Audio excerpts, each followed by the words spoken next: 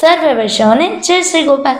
આજે આપણે પરમ ભગવદીય કમલાવતી વૈષ્ણવના પ્રસંગનું પઠન કરવા જઈ રહ્યા છીએ, જેની શરૂઆત આપણે શ્રી ગોપાલલાલજીની વંદનાથી કરીએ। શ્રી ગોપાલમ સર્વદા વંદે ભક્તિહમ સુકૃપાનિધમ સ્વરૂપદાન દાતારમ ભાવ ભક્તિ વિવર્ધકમ। પ્રભુ શ્રી ગોપાલલાલજી આપણને આજ્ઞા આપે કે આ પ્રસંગનું આપણે પઠન કરીએ। બોલો પ્રભુ શ્રી ગોપાલ લાલ કી જય। કમલાવતી જામનગર જામના ઠકરાણા ક્ષત્રિય વૈષ્ણવ હતા। શ્રી ગોપાલલાલ સાથે શ્રી ગોપેન્દ્રજી જામનગર પધાર્યા, ગાદી પર બિરાજે છે। એ વખતે કમલાવતીને નવનીત પિયાજીના દર્શન શ્રી ગોપેન્દ્રલાલજીના સ્વરૂપમાંથી થયા અને મૂર્છાગત થઈ ગયા। શ્રી ગોપાલલાલે શ્રી ગોપેન્દ્રજીના મુખ આડે હાથ ધર્યો અને કહ્યું, જે નૌતન સમેટો ત્યારે કમલાવતીને શુદ્ધ આવી।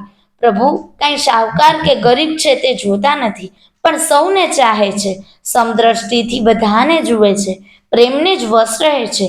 રાજા હોય કે ભિક્ષુક હોય, પણ તેમાં ભિન્ન ભાવ રાખતા નથી। શ્રી ગોપાલલાલ પ્રદેશ પધાર્યા ત્યારે શ્રી ગોપેન્દ્રજી પણ સાથે પધાર્યા। જામનગર આવ્યા, સેવક બહુ પ્રસન્ન થયા।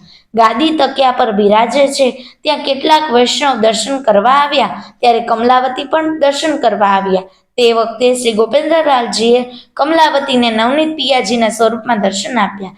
દર્શન કરતા જ કમલાવતી મૂર્છા પામ્યા, દેશ દશા ભૂલી ગયા। તેથી ગોપાલલાલે શ્રી ગોપેન્દ્રજીના મુખ આડે પોતાનો હસ્ત રાખ્યો અને શ્રી ગોપેન્દ્રલાલજીને આજ્ઞા કરી કે જે નોતમ સમેટો।